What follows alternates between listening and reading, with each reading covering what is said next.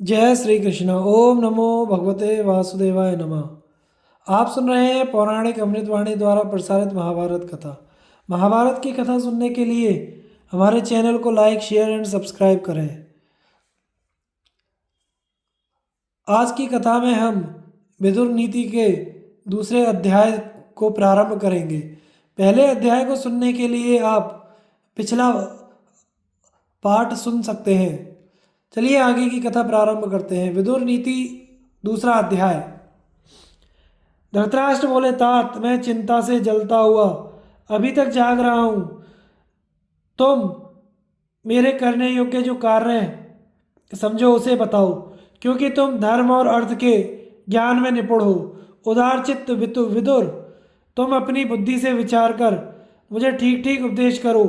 जो बात युधिष्ठिर के लिए हितकर और कौरवों के लिए कल्याणकारी समझो वह सब अवश्य बताओ। विद्वान, मेरे मन में अनिष्ट की आशंका बनी रहती है, इसलिए मैं सर्वत्र अनिष्ट ही देखता हूँ। अतः व्याकुल हृदय से मैं तुमसे यह पूछ रहा हूँ, अजातशत्रु युधिष्ठिर क्या चाहते हैं सो सब ठीक ठीक बताओ।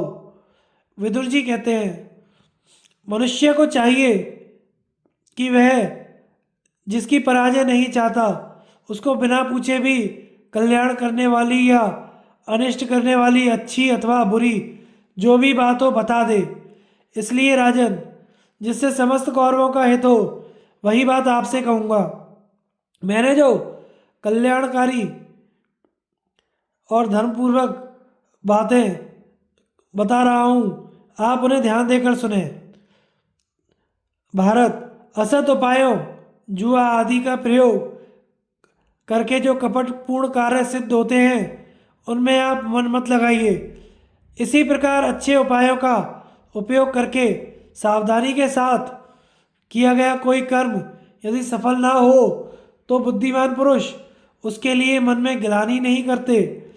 किसी प्रयोजन से किए गए कर्मों में पहले प्रयोजन को समझ लेना चाहिए। खूब सोच विचार कर काम करना चाहिए। जल्दबाजी से किसी काम का आरंभ नहीं करना चाहिए।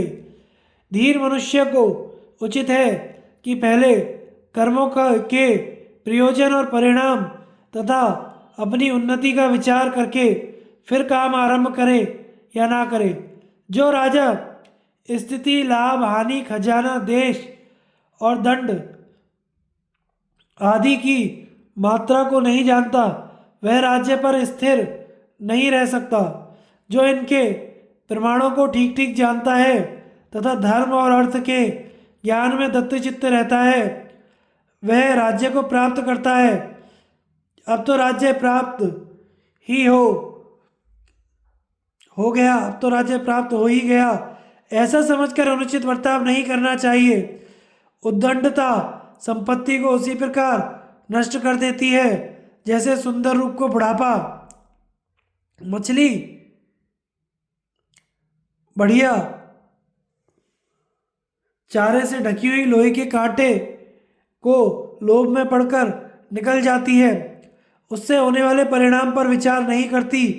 अतः अपनी उन्नति चाहने वाले पुरुष को वही वस्तु खानी या ग्रहण करनी चाहिए जो खाने योग्य हो तथा खाई जा सके, खाने या ग्रहण करने पर पच सके और पच जाने पर भी हितकारी हो।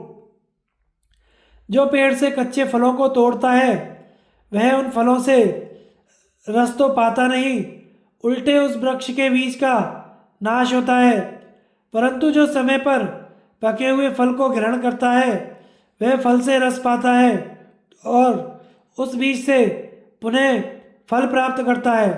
जैसे कि भंवरा फूलों की रक्षा करता हुआ ही उनके मधु का आस्वादन करता है, उसी प्रकार राजा भी प्रजाजन को कष्ट दिए बिना उनसे धन ले। जैसे माली बगीचे में एक एक फूल तोड़ता है उसकी जड़ नहीं काटता, उसी प्रकार राजा प्रजा की रक्षा पूर्वक उनसे कर ले। कोयला बनाने वाले की तरह जड़ नहीं काटनी चाहिए। इसे करने से मेरा क्या लाभ होगा और ना करने से क्या हानि होगी। इस प्रकार कर्मों के विषय में भली भांति विचार करके फिर मनुष्य करे या ना करे, कुछ ऐसे व्यर्थ कार्य हैं जो नित्य अप्राप्त होने के कारण आरंभ करने योग्य नहीं होते, क्योंकि उनके लिए किया हुआ पुरुषार्थ भी व्यर्थ हो जाता है, जिसकी प्रसन्नता का कोई फल नहीं, और क्रोध भी व्यर्थ है। उसको प्रजा स्वामी बनाना नहीं चाहती, जैसे स्त्री नपुंसक को पति नहीं बनाना चाहती। जिनका मूल साधन छोटा और फल महान हो, बुद्धिमान पुरुष उनको शीघ्र ही आरंभ कर देता है, वैसे कामों में विघ्न नहीं आने देता। जो राजा मानो आँखों से पी जाएगा, इस प्रकार प्रेम के साथ कोमल दृष्टि से देखता है, वह चुपचाप बैठा भी रहे तो भी प्रजा उससे अनुराग रखती है। राजा वृक्ष की भांति अच्छी तरह फूलने प्रसन्न रहने पर भी फल से खाली रहे, अधिक देने वाला ना हो। यदि फल से युक्त देने वाला हो तो भी जिस पर चढ़ा ना जा सके, ऐसा पहुँच के बाहर होकर रहे। कच्चा कम शक्ति वाला होने पर पके शक्ति संपन्न की भांति अपने को प्रकट करे, ऐसा करने से वह नष्ट नहीं होता। जो राजा नेत्र, मन, वाणी और कर्म इन चारों से प्रजा को प्रसन्न करता है, उसी से प्रजा प्रसन्न रहती है। जैसे व्याध हरिण से भयभीत होता है, उसी प्रकार जिससे समस्त प्राणी डरे रहते हैं, वह समुद्र पर्यंत पृथ्वी का राज्य पाकर भी प्रजाजनों के द्वारा त्याग दिया जाता है।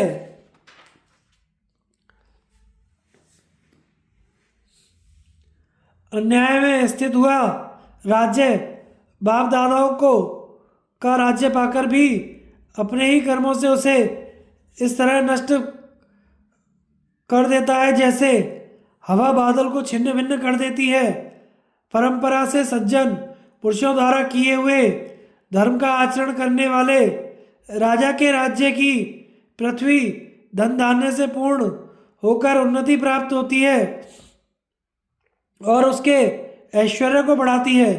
जो राजा धर्म को छोड़कर अधर्म का अनुष्ठान करता है, उसकी राज्य भूमि आग पर रखे हुए चमड़े की भांति संकुचित हो जाती है। जो यत्न दूसरे राष्ट्र का नाश करने के लिए किया जाता है, वही अपने राज्य की रक्षा के लिए करना उचित है। धर्म से ही राज्य प्राप्त करे, धर्म से ही उसकी रक्षा करे, क्योंकि धर्म मूलक राजलक्ष्मी को पाकर ना तो राजा उसे छोड़ता है, ना ही वह राजा को छोड़ती है। निरर्थक बोलने वाले, पागल, बकवाद करने वाले बच्चे से भी सब ओर से उसी भांति तत्व की बात ग्रहण करनी चाहिए, जैसे पत्थरों से सोना ले लिया जाता है। जैसे उच्च वृत्ति से जीविका चलाने वाला एक एक दाग चुनता है, उसी प्रकार धीर पुरुष को जहाँ तहाँ भावपूर्ण वचनों, सूक्तियों, सत्कर्मों का संग्रह करते रहना चाहिए। गौएं गंध से, ब्राह्मण लोग वेदों से, राजा जासूसों से तथा सर्वसाधारण आँखों से देखा करते हैं। राजन, जो गाय बड़ी कठिनाई से धोने देती है वह बहुत कलेश उठाती है, किंतु जो आसानी से दूध देती है उसे लोग कष्ट नहीं देते। जो धातु बिना गर्म किए मुड़ जाते हैं उन्हें आग में नहीं तपाते। जो काठ स्वयं झुका होता है उसे कोई झुकाने का प्रयत्न नहीं करता।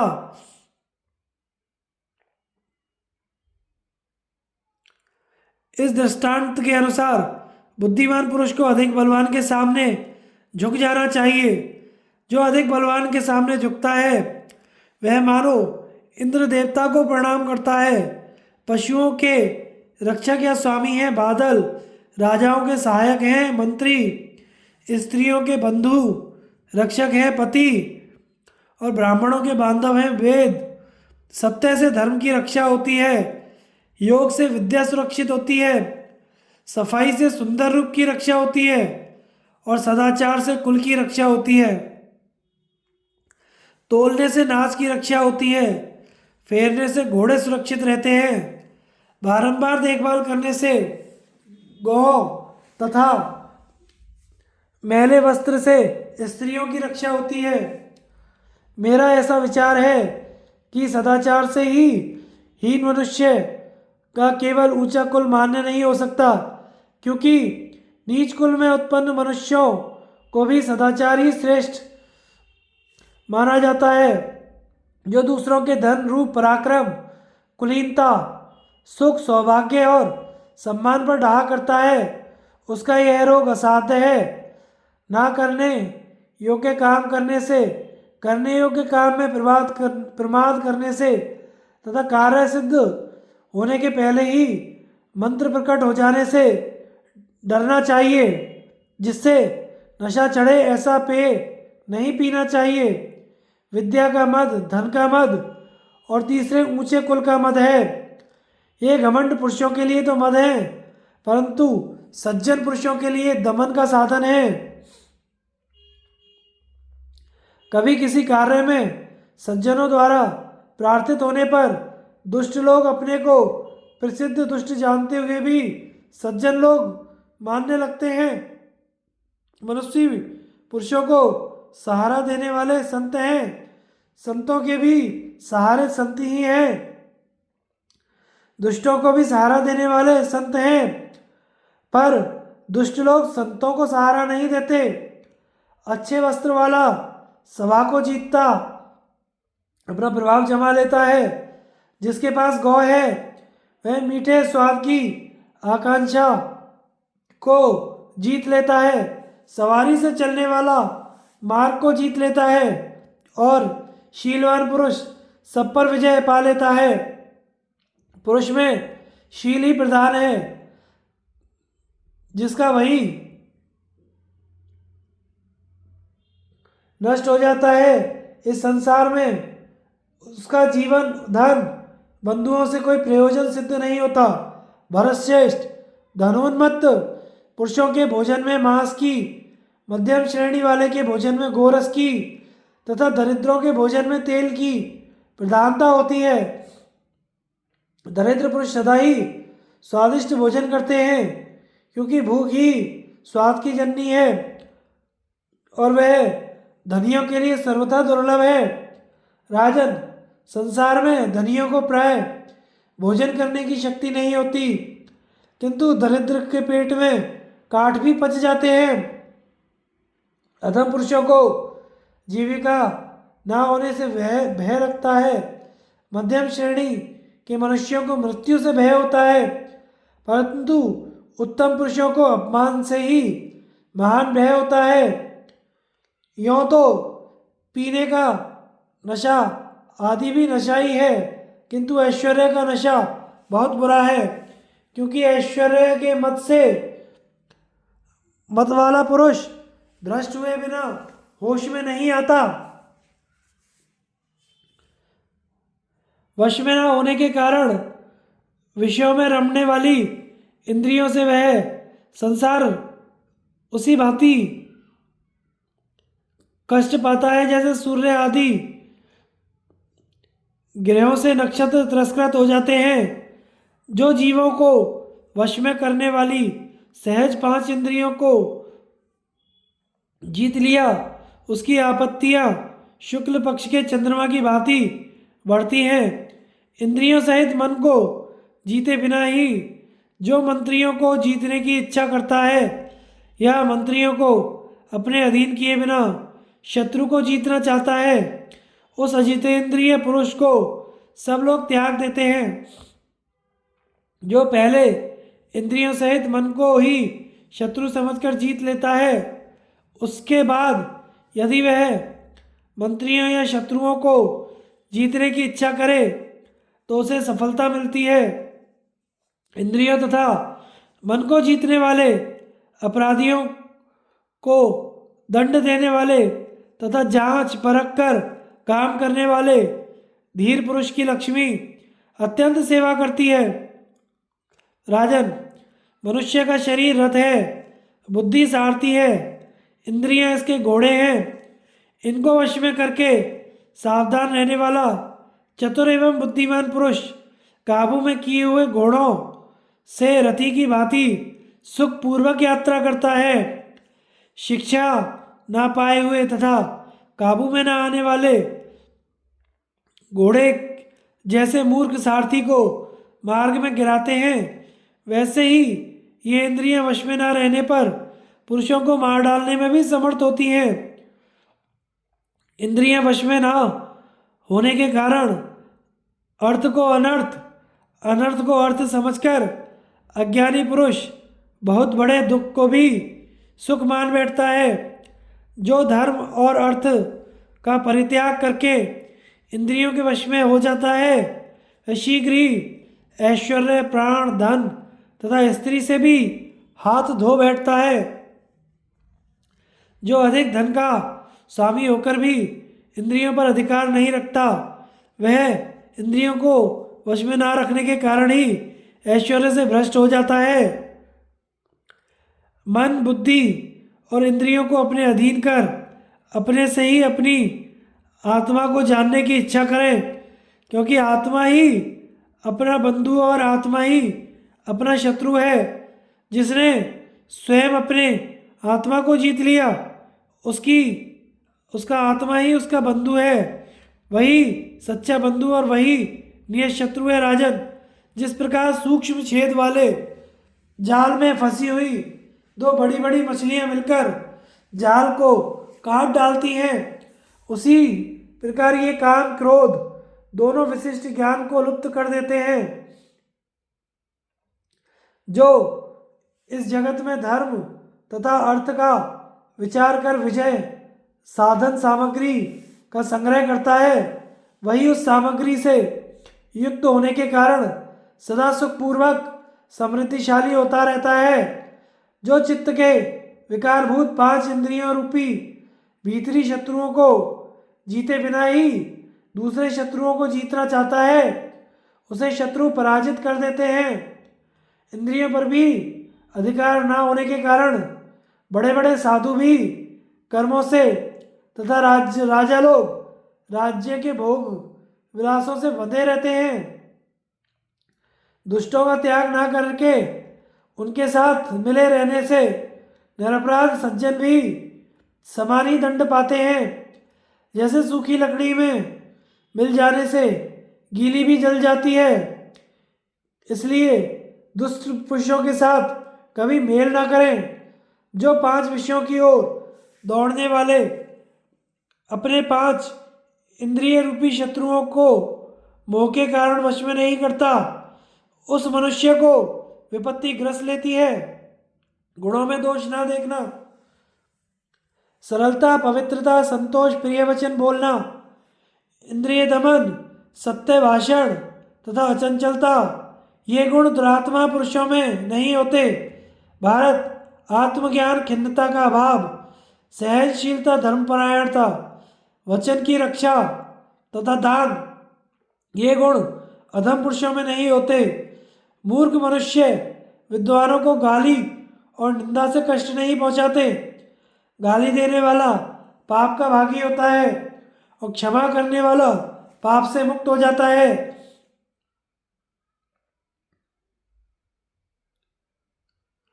दुष्ट पुरुषों का बल है हिंसा, राजाओं का बल है दंड देना, स्त्रियों का बल है सेवा और गुणवानों का बल है क्षमा। राजन, वाणी का पूर्ण संयम तो बहुत कठिन ही माना गया है, परंतु विशेष अर्थ युक्त और चमत्कारपूर्ण वाणी भी अधिक नहीं बोली जा सकती। राजन, मधुर शब्दों में कही हुई अनेक प्रकार से कल्याण, मधुर शब्दों से कही हुई बात अनेक प्रकार से कल्याण करती है, किंतु वही यदि कटु शब्दों में कही जाए तो महान अनर्थ का कारण बन जाती है। बाणों से बींधा हुआ तथा फर से काटा हुआ वन भी पनप जाता है, किंतु कटु वचन कहकर वाणी से किया हुआ भयानक घाव नहीं भरता। कर्णी, नालीक और नाराज नामक बाण शरीर से निकल सकते हैं, परंतु कटु वचन रूपी कांटा नहीं निकाला जा सकता, क्योंकि वह हृदय के भीतर धंस जाता है। वचन रूपी बाण मुख से निकलकर दूसरों के मन पर चोट करते हैं। उनसे आहत मनुष्य रात दिन जलता रहता है। अतः विद्वान पुरुष दूसरों पर उनका प्रयोग ना करें। देवता लोग जिसे पराजय देते हैं उसकी बुद्धि को पहले ही हर लेते हैं। इससे वह नीच कर्मों पर ही अधिक दृष्टि रखता है। विनाशकाल उपस्थित होने पर बुद्धि मलिन हो जाती है। फिर तो न्याय के समान प्रतीत होने वाला अन्याय हृदय से बाहर नहीं निकलता। भरतश्रेष्ठ, आपके पुत्रों की वह बुद्धि नष्ट हो गई है। आप पांडवों के साथ विरोध के कारण अपने इन पुत्रों को पहचान नहीं रहे हैं। महाराज धृतराष्ट्र, जो राज लक्षणों से संपन्न होने के कारण त्रिभुवन का भी राजा हो सकता है, वह आपका आज्ञाकारी युधिष्ठिर ही इस पृथ्वी का शासक होने योग्य है। वह धर्म तथा अर्थ के तत्व को जानने वाला, तेज और बुद्धि से युक्त, पूर्ण सौभाग्यशाली तथा आपके सभी पुत्रों में सबसे बढ़ चढ़कर है। राजेंद्र, धर्मधारियों में श्रेष्ठ युधिष्ठिर दया, सौम्य भाव तथा आपके लिहाज के कारण अनेकों कष्ट सह रहा है। विदुर नीति, 3 अध्याय। धृतराष्ट्र ने कहा, महाबुद्धे, तुम पुनः धर्म और अर्थ से युक्त बातें कहो। इन्हें सुनकर मुझे तृप्ति नहीं होती। इस विषय में तुम अद्भुत भाषण कर रहे हो। विदुर जी ने कहा, सब तीर्थों में स्नान, सब प्राणियों के साथ कोमलता का बर्ताव, ये दोनों एक समान हैं। अथवा कोमलता के साथ बर्ताव का विशेष महत्व है। विभो, आप अपने पुत्र कौरव, पांडव दोनों के साथ समान रूप से कोमलता का बर्ताव कीजिए। ऐसा करने से इस लोक में महान सुयश प्राप्त करके मरने के पश्चात आप स्वर्गलोक में जाएंगे। पुरुष श्रेष्ठ, इस लोक में जब तक मनुष्य की पावन कीर्ति का गान किया जाता है, तब तक वह स्वर्गलोक में प्रतिष्ठित होता है। इस विषय में उस प्राचीन इतिहास का उदाहरण दिया करते हैं जिसमें केशिनी के लिए सुधन्वा के साथ विरोचन के विवाद का वर्णन है। राजन, एक समय की बात है, केशिनी नाम वाली एक अनुपम सुंदरी कन्या सर्वश्रेष्ठ पति को वरण करने की इच्छा से स्वयंवर सभा में उपस्थित हुई। उसी समय दैत्य कुमार विरोचन उसे प्राप्त करने की इच्छा से वहां आया। तब केशिनी ने वहां दैत्यराज से इस प्रकार बातचीत की। केशिनी बोली, विरोचन, ब्राह्मण श्रेष्ठ होते हैं या दैत्य? यदि ब्राह्मण श्रेष्ठ होते हैं तो मैं सुधन्वा से विवाह क्यों ना करूं? विरोचन ने कहा, केशिनी, हम प्रजापतियों की श्रेष्ठ संतानें हैं, अतः सबसे उत्पन्न है। यह सारा संसार हम लोगों का ही है। हमारे सामने देवता या ब्राह्मण कौन चीज है? केशिनी बोली, विरोचन, इसी जगह हम दोनों प्रतीक्षा करें। कल प्रातःकाल सुधन्वा यहाँ आएगा, फिर मैं तुम दोनों को एकत्र उपस्थित देखूंगी। विरोचन बोला, कल्याणी, तुम जैसा कहती हो वही करूँगा। भीरु, प्रातःकाल तुम मुझे और सुधन्वा को एक साथ उपस्थित देखोगी। विदुर जी कहते हैं, राजन, इसके बाद रात बीती और सूर्यमंडल का उदय हुआ। उस समय सुधन्वा उस स्थान पर आया जहाँ विरोचन केशिनी के साथ मौजूद था। भरतश्रेष्ठ, सुधन्वा प्रहलाद कुमार विरोचन और केशिनी के पास आया। ब्राह्मण को आया देखकर केशिनी उठ खड़ी हुई और उसने आसन, पाद्य और अर्घ्य दिए। सुधन्वा बोला, प्रहलाद नंदन, मैं तुम्हारे इस स्वर्ण में सुंदर सिंहासन को केवल छू लेता हूँ। तुम्हारे साथ इस पर बैठ नहीं सकता, क्योंकि ऐसा होने से हम दोनों एक समान हो जाएंगे। सु विरोचन ने कहा, सुधनवन, तुम्हारे लिए तो पीढ़ा, चटाई और कुश का आसन उचित है। तुम मेरे साथ बराबर के आसन पर बैठने योग्य हो ही नहीं। सुधन्वा ने कहा, पिता और पुत्र एक साथ एक आसन पर बैठ सकते हैं। दो ब्राह्मण, दो क्षत्रिय, दो वृद्ध, दो वैश्य, दो शूद्र भी एक साथ बैठ सकते हैं, किंतु दूसरे कोई दो व्यक्ति परस्पर एक साथ नहीं बैठ सकते। तुम्हारे पिता प्रहलाद नीचे बैठकर ही मेरी सेवा किया करते हैं। तुम अभी बालक हो, घर में सुख से पले हो, अतः तुम्हें इन बातों का कुछ भी ज्ञान नहीं है। विरोचन बोला, सुधनवन, हम असुरों के पास जो कुछ भी सोना, गौ, घोड़ा आदि धन है, उसकी मैं बाजी लगाता हूँ। हम तुम दोनों चलकर जो इस विषय के जानकार हो उनसे पूछें कि हम दोनों में कौन श्रेष्ठ है। सुधनवा बोला, विरोचन, सुवर्ण, गाय और घोड़ा तुम्हारे ही पास रहें। हम दोनों प्राणों की बाजी लगाकर जो जानकार हो उनसे पूछें। विरोचन ने कहा, अच्छा, प्राणों की बाजी लगाने के पश्चात हम दोनों कहाँ चलेंगे? मैं तो ना देवताओं के पास जा सकता हूँ, ना कभी मनुष्यों से ही निर्णय करा सकता हूँ। सुधनवा बोला, प्राणों की बाजी लग जाने पर हम दोनों तुम्हारे पिता के पास चलेंगे। मुझे विश्वास है कि प्रहलाद अपने बेटे के लिए भी झूठ नहीं बोल सकते। विदुर जी कहते हैं, इस तरह बाजी लगाकर परस्पर क्रुद्ध हो विरोचन और सुधनवा दोनों उस समय वहां गए जहां प्रहलाद जी थे।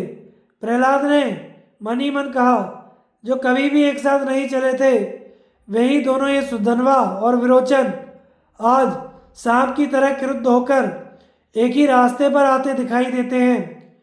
फिर विरोचन से कहा, विरोचन, मैं तुमसे पूछता हूँ, क्या सुधनवा के साथ तुम्हारी मित्रता हो गई है? फिर कैसे एक साथ आ रहे हो? पहले तो तुम दोनों एक साथ नहीं चलते थे। विरोचन बोला, पिताजी, सुधनवा के साथ मेरी मित्रता नहीं हुई है।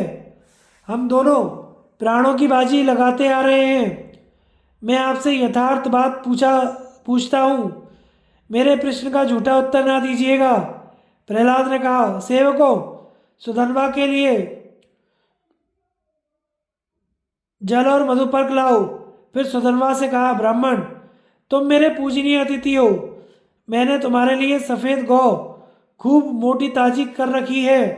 सुधनवा बोला, प्रहलाद, जल और मधुपर्क तो मुझे मार्ग में ही मिल गया। तुम तो जो मैं पूछ रहा हूँ उस प्रश्न का ठीक ठीक उत्तर दो। क्या ब्राह्मण श्रेष्ठ हैं अथवा विरोचन? प्रहलाद बोले, ब्राह्मण, मेरे एक ही पुत्र है और इधर तुम स्वयं उपस्थित हो। भला तुम दोनों के विवाद में मेरे जैसा मनुष्य कैसे निर्णय दे सकता है? सुधनवा बोला, मतिमन, तुम्हारे पास गौ तथा दूसरा जो कुछ भी प्रिय धन हो वह सब अपने और रसपुत्र विरोचन को दे दो, परंतु हम दोनों के विवाद में तो तुम्हें ठीक ठीक उत्तर देना ही चाहिए। प्रहलाद ने कहा, सुधनन, अब मैं तुमसे यह बात पूछता हूँ, जो सत्य ना बोले अथवा असत्य निर्णय करे, ऐसे दुष्ट वक्ता की स्थिति क्या होती है? सुधनवा बोले, सौत वाली स्त्री, जुए में हारे हुए जुआरी, भार को ढोने से व्यथित शरीर वाले मनुष्य की रात में जो स्थिति होती है, वही स्थिति उल्टा न्याय देने वाले वक्ता की भी है। जो झूठा निर्णय देता है वह राजा नगर में कैद होकर बाहरी दरवाजे पर भूख का कष्ट उठाता हुआ बहुत से शत्रुओं को देखता है। झूठ बोलने से यदि पशु मरता हो तो 5 पीढ़ियाँ, और गौ मरती हो तो 10 पीढ़ियाँ, घोड़ा मरता हो तो 100 पीढ़ियाँ, और मनुष्य मरता हो तो 1000 पीढ़ियाँ नरक में पड़ती हैं। सोने के लिए झूठ बोलने वाला भूत और भविष्य की सभी पीढ़ियों को नरक में गिराता है। पृथ्वी तथा स्त्री के लिए झूठ कहने वाला तो अपना सर्वनाश ही कर लेता है, इसलिए तुम स्त्री के लिए कभी झूठ ना बोलना। प्रहलाद ने कहा, विरोचन, सुधन्वा के पिता अंगिरा मुझसे श्रेष्ठ हैं, सुधन्वा तुमसे श्रेष्ठ है, इसकी माता भी तुम्हारी माता से श्रेष्ठ है, अतः तुम आज सुधन्वा से हार गए। विरोचन, अब सुधन्वा तुम्हारे प्राणों का मालिक है। सुधन्वन, यदि तुम दे दो तो मैं विरोचन को पाना चाहता हूँ। सुधन्वा बोले, प्रहलाद, तुमने धर्म को ही स्वीकार किया है, स्वार्थवश झूठ नहीं कहा है, इसलिए अब इस दुर्लभ पुत्र को फिर तुम्हें दे रहा हूँ। प्रहलाद, तुम्हारे इस पुत्र विरोचन को मैंने पुनः तुम्हें दे दिया, किंतु अब यह कुमारी केशिनी के निकट चलकर मेरा पैर धोवे। विदुर जी कहते हैं, इसलिए राजेंद्र, आप पृथ्वी के लिए झूठ ना बोलें, बेटे के लिए स्वार्थवश सच्ची बात ना कहकर पुत्र और मंत्रियों के साथ विनाश के मुख में ना जाएं। देवता लोग चरवाहों की तरह डंडा लेकर पहरा नहीं देते, वे जिसकी रक्षा करना चाहते हैं उसे उत्तम बुद्धि से युक्त कर देते हैं। मनुष्य जैसे जैसे कल्याण में मन लगाता है वैसे उसके सारे अभीष्ट सिद्ध होते हैं, इसमें तनिक भी संदेह नहीं। कपटपूर्ण व्यवहार करने वाले मायावी को वेद पापों से मुक्त नहीं करते, किंतु जैसे पंख निकल आने पर चिड़ियों के बच्चे घोंसला छोड़ देते हैं, उसी प्रकार वेद भी अंतकाल में उसे त्याग देते हैं। शराब पीना, कलह, समूह के साथ वैर, पति पत्नी में भेद पैदा करना, कुटुंब वालों में भेद बुद्धि उत्पन्न करना, राज्य के साथ द्वेष, स्त्री और पुरुषों में विवाद, बुरे रास्ते, ये सब त्याग देने योग्य बताए गए हैं। हस्तरेखा देखने वाला, चोरी करके व्यापार करने वाला, ज्वारी, वैद्य, शत्रु, मित्र और चारण, इन सातों को कभी भी गवाह ना बनाएं। आदर के साथ अग्निहोत्र, आदरपूर्वक मौन का पालन करने, आदरपूर्वक स्वाध्याय और आदर के साथ यज्ञ का अनुष्ठान, ये 4 कर्म भय को दूर करने वाले हैं, किंतु यही यदि ठीक तरह से संपादित ना हो तो भय प्रदान करने वाले होते हैं। घरों में आग लगाने वाला, विष देने वाला, जारस संतान की कमाई खाने वाला, सोमरस बेचने वाला, शस्त्र बनाने वाला, चुगली करने वाला, मित्रद्रोही, पर स्त्री लंपट, गर्भ की हत्या करने वाला, गुरु स्त्रीगामी, ब्राह्मण होकर शराब पीने वाला, अधिक तीखे स्वभाव वाला, कोय की तरह काँव काँव करने वाला, नास्तिक, वेद की निंदा करने वाला, घूसखोर, पतित, क्रूर तथा शक्ति रहते हुए रक्षा के लिए प्रार्थना करने पर भी जो हिंसा करता है, ये सब के सब ब्रह्म हत्यारे के समान हैं। जलती हुई आग से सोने की पहचान होती है, सदाचार से सत्पुरुष की, व्यवहार से साधु की, और भय आने पर शूर की, आर्थिक कठिनाई में धीर की, और कठिन आपत्ति में शत्रु एवं मित्र की परीक्षा होती है। बुढ़ापा सुंदर रूप को, आशा धीरता को, मृत्यु प्राणों को, दोष देखने की आदत धर्माचरण को, क्रोध लक्ष्मी को, नीच पुरुष सेवा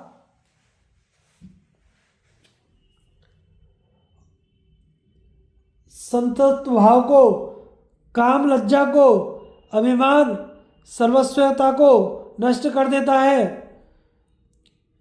शुभ कर्मों से लक्ष्मी की उत्पत्ति होती है, प्रगल्भता से बढ़ती है, चतुरता से जड़ जमा लेती है और संयम से सुरक्षित रहती है। 8 गुण पुरुष की शोभा बढ़ाते हैं। बुद्धि, कुलीनता, दम, शास्त्र ज्ञान, पराक्रम, बहुत न बोलना, यथाशक्ति दान और कृतज्ञता। तात 1 गुण ऐसा है जो इन सभी महत्वपूर्ण गुणों पर हठात अधिकार जमा लेता है। जिस समय राजा किसी मनुष्य का सत्कार करता है उस समय वह एक ही गुण राज सम्मान सभी गुणों से बढ़कर शोभा पाता है। राजन, मनुष्य लोक में ये 8 गुण स्वर्गलोक के दर्शन कराने वाले हैं। इनमें से 4 तो सज्जनों का अनुसरण करते हैं और 4 का स्वयं सज्जन ही अनुसरण करते हैं। यज्ञ, ध्यान, अध्ययन, तप, ये 4 सज्जनों के पीछे चलने वाले हैं और इंद्रिय निग्रह, सत्य, सरलता और कोमलता, इन चारों का संत लोग स्वयं अनुसरण करते हैं। यज्ञ, अध्ययन, दान, तप, सत्य, क्षमा, दया और अलोभ, ये धर्म के 8 प्रकार के मार्ग बताए गए हैं। इनमें से पहले चारों का तो दंभ के लिए भी सेवन किया जा सकता है, परंतु अंतिम 4 तो जो महात्मा नहीं है उनमें रह ही नहीं सकते। जिस सभा में बड़े बूढ़े नहीं वह सभा नहीं, जो धर्म की बात ना कहे वे बूढ़े नहीं, और जिसमें सत्य नहीं वह धर्म नहीं, और जो कपट से पूर्ण हो वह सत्य नहीं। सत्य, विनय का भाव, शास्त्र ज्ञान, विद्या, कुलीनता, शील, बल, धन, शूरता,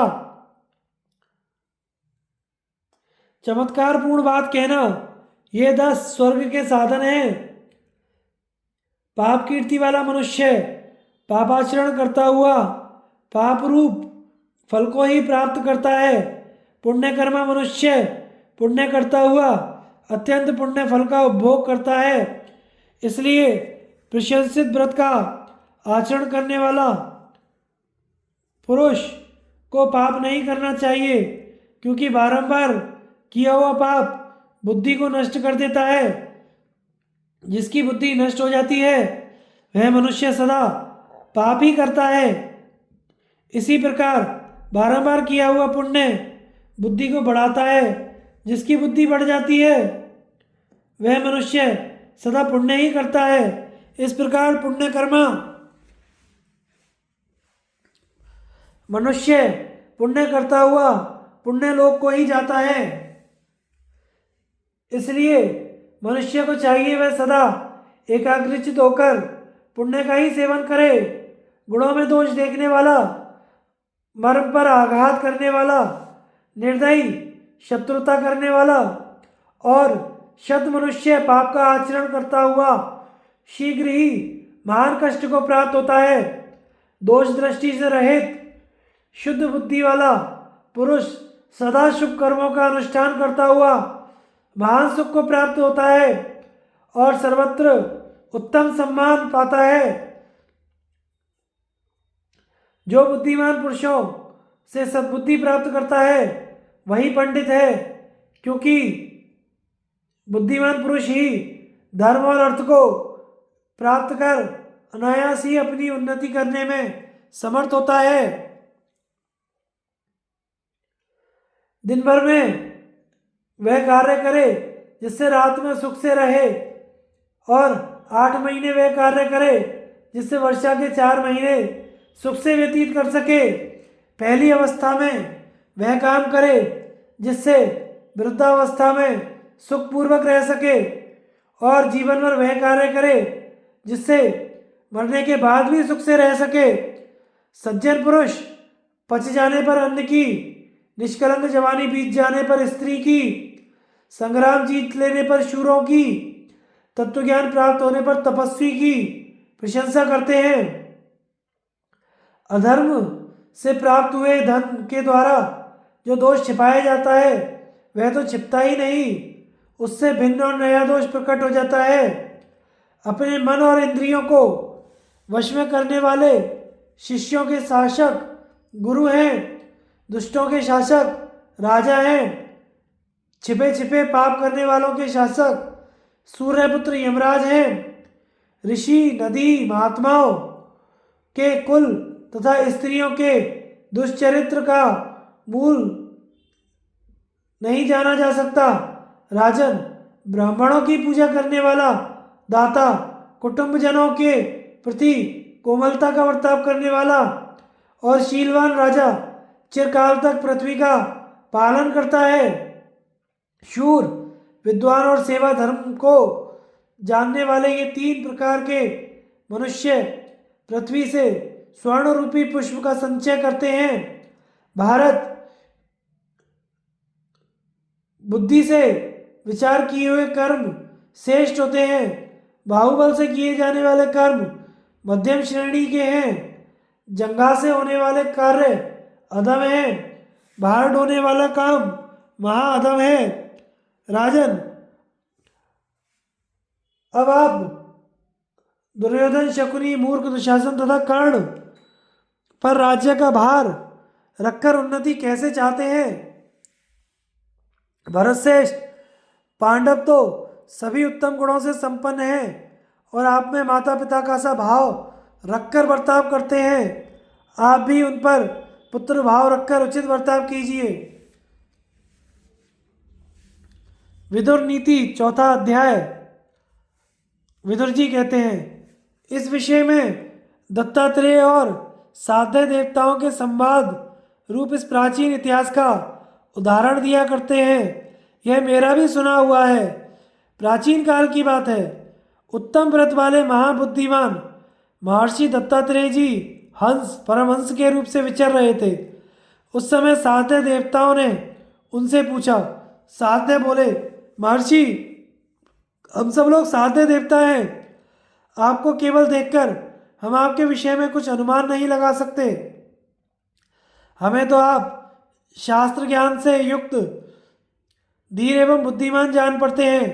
अतः हम लोगों को विद्वतापूर्ण अपनी उदार वाणी सुनाने की कृपा करें। हंस ने कहा, देवताओं, मैंने सुना है कि धैर्य धारण, मनोनिग्रह तथा सत्य धर्मों का पालन ही कर्तव्य है। इसके द्वारा पुरुष को चाहिए कि वह हृदय की सारी गांठ खोलकर प्रिय और अप्रिय को अपनी आत्मा के समान समझे। दूसरों से गाली सुनकर भी स्वयं उन्हें गाली न दे। क्षमा करने वाले का रोका हुआ क्रोध ही गाली देने वाले को जला डालता है, उसके पुण्य को भी ले लेता है। दूसरे को ना तो गाली दे, ना ही उसका अपमान करे। मित्रों से द्रोह तथा नीच पुरुषों की सेवा न करे। सदाचार से हीन एवं अभिमानी ना हो। रूखी तथा रोष भरी वाणी का परित्याग करे। इस जगत में रूखी बातें मनुष्यों के मर्म स्थान, हड्डी, हृदय तथा प्राणों को दग्ध करती रहती हैं। इसलिए धर्मानुरागी पुरुष जलाने वाली रूखी बातों का सदा के लिए परित्याग कर दें। जिसकी वाणी रूखी और स्वभाव कठोर है, जो मर्म पर आघात करता और बागवानों से मनुष्यों को पीड़ा पहुंचाता है, उसे ऐसा समझना चाहिए कि वह मनुष्यों में महादरिद्र है और अपनी वाणी में दरिद्रता को बांधे हुए ढो रहा है। यदि दूसरा कोई इस मनुष्य को अग्नि और सूर्य के समान दग्ध करने वाले तीखे बाणों से बहुत चोट पहुंचावे, तो वह विद्वान पुरुष चोट खाकर अत्यंत वेदना सहते हुए भी ऐसा समझे कि वह मेरे पुण्यों को पुष्ट कर रहा है। जैसे वस्त्र जिस रंग में रंगा जाए वैसा ही हो जाता है, उसी प्रकार यदि कोई सज्जन असज्जन, तपस्वी अथवा चोर की सेवा करता है तो उस पर उसी का रंग चढ़ जाता है। जो स्वयं किसी के प्रति बुरी बात नहीं कहता, दूसरों से भी नहीं कहलवाता। मार खाकर भी बदले में ना तो स्वयं मारता है, ना ही दूसरों से मरवाता है। अपराधी को भी जो मारना नहीं चाहता, देवता भी उसके आगमन की बाट जोते रहते हैं। बोलने से ना बोलना अच्छा बताया गया है, किंतु सत्य बोलना वाणी की दूसरी विशेषता है। यदि मौन की अपेक्षा भी दूना लाभप्रद है, सत्य भी यदि प्रिय बोला जाए तो तीसरी विशेषता है, और वह भी यदि धर्मसम्मत कहा जाए तो वह वचन की चौथी विशेषता है। मनुष्य जैसे लोगों के साथ रहता है, जैसे लोगों की सेवा करता है और जैसा होना चाहता है वैसा ही हो जाता है। जिन जिन विषयों से मन को हटाया जाता है उनसे मुक्ति होती जाती है। इस प्रकार यदि सब ओर से निवृत्ति हो जाए तो मनुष्य को लेश मात्र दुख भी कभी अनुभव ना हो, जो ना तो स्वयं किसी से जीता जाता, ना दूसरों को जीतने की इच्छा करता है, ना किसी के साथ वैर करता है, ना दूसरों को चोट पहुंचाना चाहता है, जो निंदा और प्रशंसा में समान भाव रखता है, वह हर्ष शोक से परे हो जाता है, जो सबका कल्याण चाहता है, किसी अकल्याणकारी बात में मन नहीं लगाता, जो सत्यवादी कोमल जितेंद्रिय है वह उत्तम पुरुष माना गया है, जो झूठी सांत्वना नहीं देना चाहता, देने की प्रतिज्ञा करके दे ही डालता है, दूसरों के दोषों को जानता है, वह मध्यम श्रेणी का पुरुष है।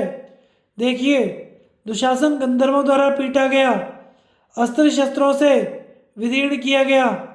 उस समय पांडवों ने उसकी रक्षा की, तो भी वह कृतघ्न क्रोध के वशीभूत हो पांडवों की बुराई से मुंह नहीं मोड़ता। वह दुरात्मा किसी का भी मित्र नहीं है।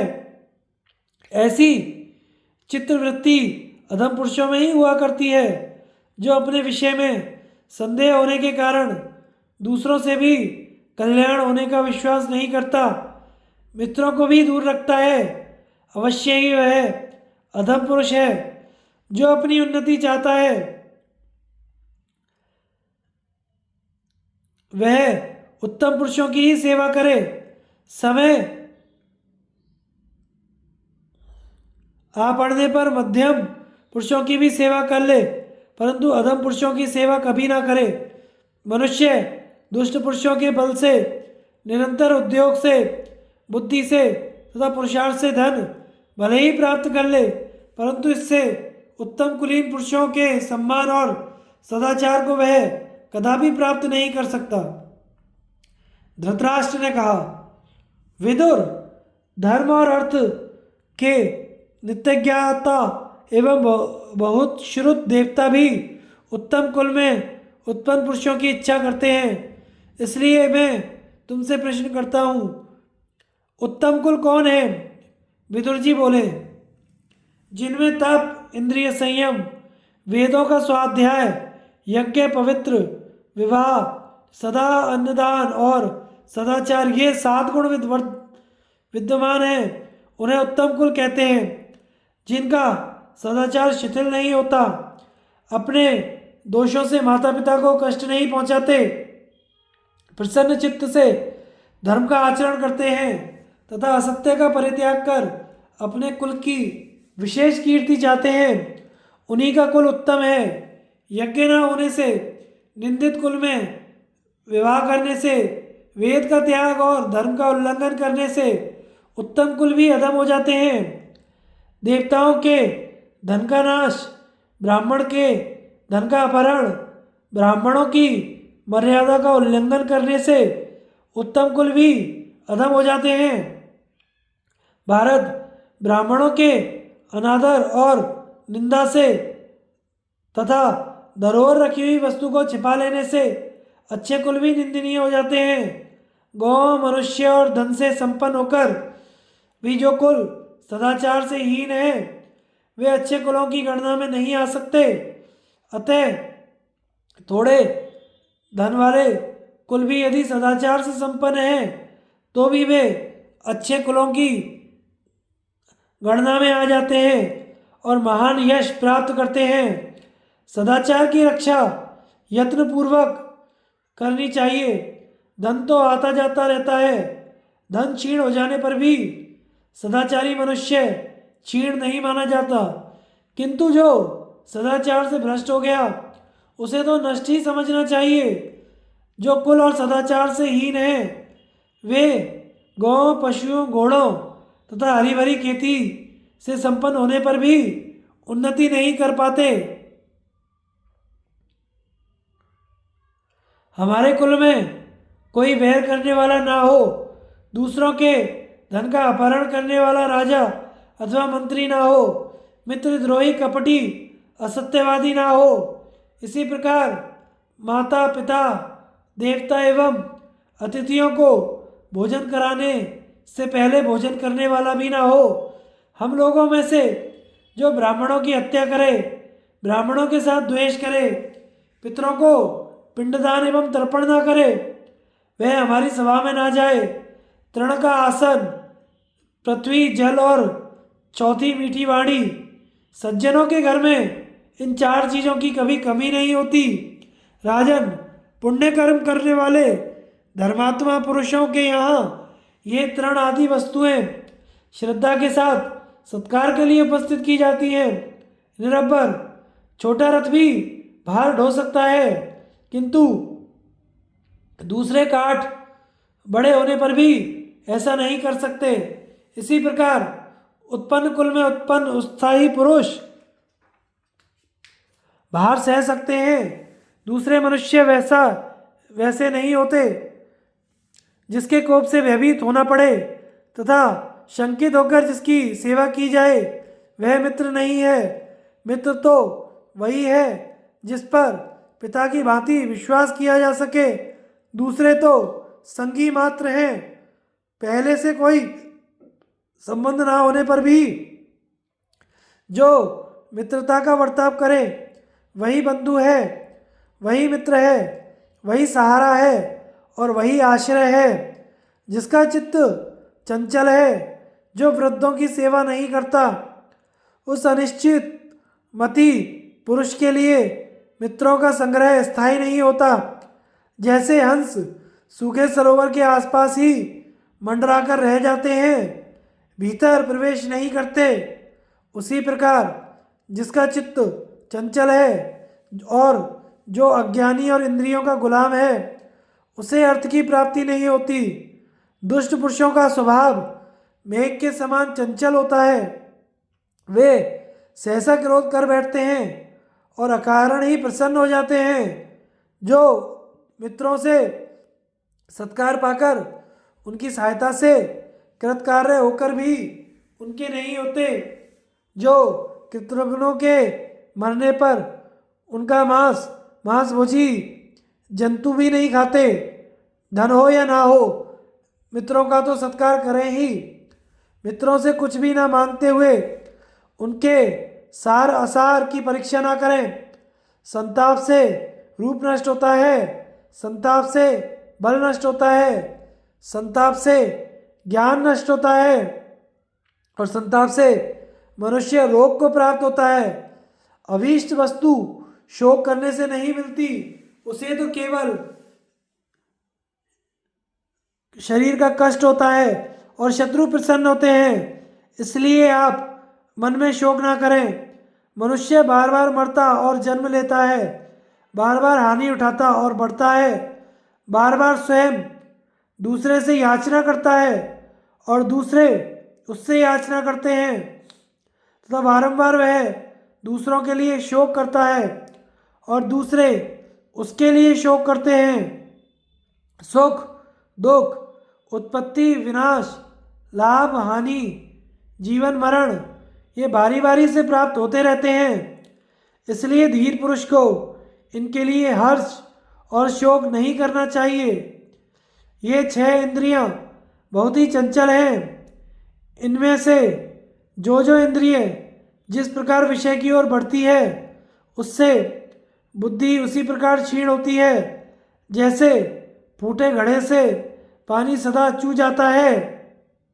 धृतराष्ट्र ने कहा, काठ में छिपी हुई आग के समान सूक्ष्म धर्म से बंधे हुए राजा युधिष्ठिर के साथ मैंने मिथ्या व्यवहार किया है, अतः वे युद्ध करके मेरे मूर्ख पुत्रों का नाश कर डालेंगे। महामते, यह सब कुछ सदा ही भय से उद्विग्न है। मेरा यह मन भी भय से उद्विग्न है, इसलिए जो उद्वेग शून्य और शांतप्रद हो वही मुझे बताओ।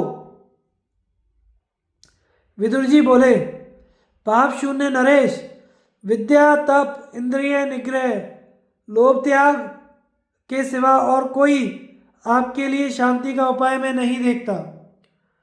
बुद्धि से मनुष्य अपने भय को दूर करता है, तपस्या से महत पद को प्राप्त करता है, गुरु शुश्रूषा से ज्ञान और योग से शांति पाता है। मोक्ष की इच्छा रखने वाले मनुष्य दान के पुण्य का आश्रय नहीं लेते, वेद के पुण्य का भी आश्रय नहीं लेते, किंतु निष्काम भाव से राग द्वेष से रहित हो इस लोक में विचरते रहते हैं। सम्यक अध्ययन, न्यायोचित युद्ध, पुण्य कर्म और अच्छी तरह से की हुई तपस्या के अंत में सुख की वृद्धि होती है। राजन, आपस में फूट रखने वाले लोग अच्छे बिछौनों से युक्त पलंग पाकर भी कभी सुख की नींद नहीं सोने पाते। उन्हें स्त्रियों के पास रहकर बंदीजनों द्वारा दी हुई स्तुति सुनकर भी प्रसन्नता नहीं होती। जो परस्पर भेदभाव रखते हैं वे कभी धर्म का आचरण नहीं करते, सुख भी नहीं पाते, उन्हें गौरव नहीं प्राप्त होता तथा शांति की वार्ता भी नहीं सुहाती। हित की बात भी कही जाए तो उन्हें अच्छी नहीं लगती, उनके योग क्षेम की भी सिद्धि नहीं हो पाती। राजन, भेदभाव वाले पुरुषों के विनाश के सिवा और कोई गति नहीं है। जैसे गौ में दूध, ब्राह्मण में तप, युवती स्त्रियों में चंचलता का होना अधिक संभव है, उसी प्रकार अपने जाति बंधुओं से भय होना भी संभव ही है।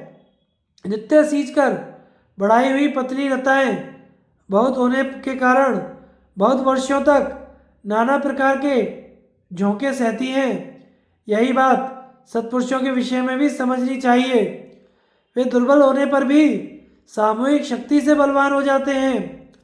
भरतश्रेष्ठ, जलती हुई लकड़ियाँ अलग अलग होने पर धुआं फेंकती हैं, एक साथ होने पर प्रज्वलित हो उठती हैं। इसी प्रकार जाति बंधु भी फूट होने पर दुख उठाते हैं और एकता होने पर सुखी रहते हैं। धृतराष्ट्र, जो लोग ब्राह्मणों, स्त्रियों, जाति वालों और गौं पर ही शूरता प्रकट करते हैं वे डंठल से पके हुए फलों की भांति नीचे गिरते हैं। यदि वृक्ष अकेला है तो वह बलवान, दृढ़मूल तथा बहुत बड़ा होने पर भी एक ही क्षण में आंधी के द्वारा बलपूर्वक शाखाओं सहित धराशायी किया जा सकता है, किंतु जो बहुत से वृक्ष एक साथ रहकर समूह के रूप में खड़े हैं वे एक दूसरे के सहारे बड़ी बड़ी आंधी भी सह सकते हैं। इसी प्रकार समस्त गुणों से संपन्न मनुष्य भी अकेले होने पर शत्रुओं को अपनी ताकत के अंदर समझते हैं, जैसे अकेले वृक्ष को वायु, किंतु परस्पर मेल होने से और एक दूसरे को सहारा मिलने से जाति वाले लोग इस प्रकार वृद्धि को प्राप्त होते हैं, जैसे तालाब में कमल। ब्राह्मण, गौ, कुटुंबी, बालक, स्त्री, अन्नदाता और शरणागत ये अवध्य होते हैं। राजन, आपका कल्याण हो। मनुष्यों में धन और आरोग्य को छोड़कर दूसरा कोई गुण नहीं है, क्योंकि रोगी तो मुर्दे के समान है। महाराज, जो बिना रोग के उत्पन्न होवे, कड़वा सिर में दर्द पैदा करने वाला, पाप से संबंध कठोर, तीखा और गर्म है, जो सज्जनों द्वारा पान करने योग्य है और जिसे दुर्जन नहीं पी सकते, उस क्रोध को आप पी जाइए और शांत हो जाइए। रोग से पीड़ित मनुष्य मधुर फलों का आदर नहीं करते, विषयों में भी उन्हें कुछ सुख या सार नहीं मिलता। रोगी सदा ही दुखी रहते हैं, वे ना तो धन संबंधी भोगों का और ना ही सुख का ही अनुभव करते हैं। राजन, पहले जुए में द्रौपदी को जीती गई देखकर मैंने कहा था, आप द्यूत क्रीड़ा में आसक्त दुर्योधन को रोकिए। विद्वान लोग इस प्रवंचना के लिए मना करते हैं, किंतु आपने मेरा कहना नहीं माना। वह बल नहीं जिसका मृदुल स्वभाव के साथ विरोध हो। सूक्ष्म धर्म का शीघ्र ही सेवन करना चाहिए। क्रूरतापूर्वक उपार्जन की हुई लक्ष्मी नश्वर होती है। यदि वह मृदुलतापूर्वक बढ़ाई गई हो तो पुत्र पौत्रों तक स्थित रहती है। राजन, आपके पुत्र पांडवों की रक्षा करें और पांडु के पुत्र आपके पुत्रों की रक्षा करें। सभी कौरव एक दूसरे के शत्रु को शत्रु और मित्र को मित्र समझें। सबका एक ही कर्तव्य हो, सभी सुखी और समृद्धशाली होकर जीवन व्यतीत करें। अजवीण कुल नंदन, इस समय आप ही कौरवों के आधार स्तंभ हैं। कुरुवंश आपके ही अधीन है। तात, कुंती के पुत्र अभी बालक हैं और वनवास से बहुत कष्ट पा चुके हैं। इस समय अपने यश की रक्षा करते हुए पांडवों का पालन कीजिए। कुरुराज, आप पांडवों से संधि कर लें, जिससे शत्रुओं को आपका छिद्र देखने का अवसर न मिले। नरदेव, समस्त पांडव सत्य पर डटे हुए हैं। अब आप अपने पुत्र दुर्योधन को रोकिए। धन्यवाद। आगे की कथा हम अगले भाग में प्रसारित करेंगे। हमारे चैनल को लाइक, शेयर और सब्सक्राइब कीजिए। धन्यवाद।